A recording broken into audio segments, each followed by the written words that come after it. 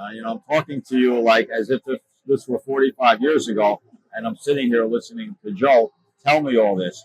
And I'm saying, Joe, are you kidding? You're telling me that you're going to make the bet, and then you're going to switch the bet, leave the table, and then I'm going to take your place, grab the dealer's hand, put the $500 chips in the black, and say, hey, you paid me wrong when I never even made a bet.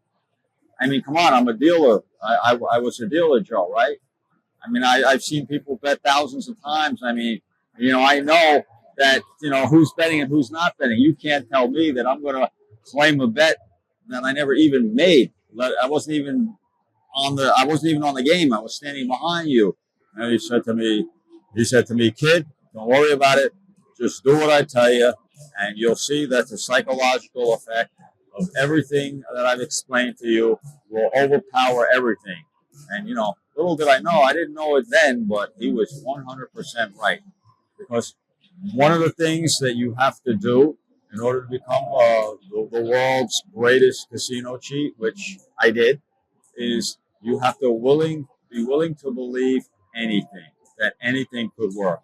Because I was a dealer, and all my natural instincts as a dealer are telling me there's no way some ridiculous move like that could work. And he said, he's been in the business for 20 years. And don't forget now, Joe is 20 years older than me. So he's been cheating casinos for 20 years already. And he's telling me that he did this hundreds of times and there's just nothing to it.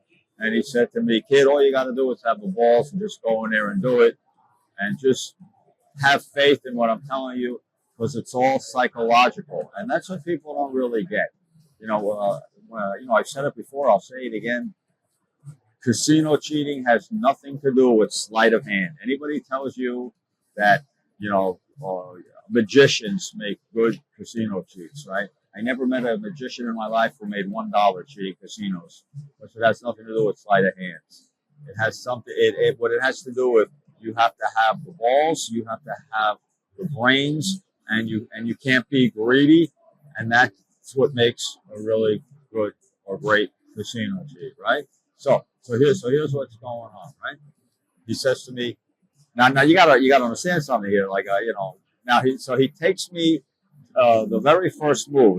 This was going to be my break the cherry move, because this is different now. That false shuffle baccarat scam.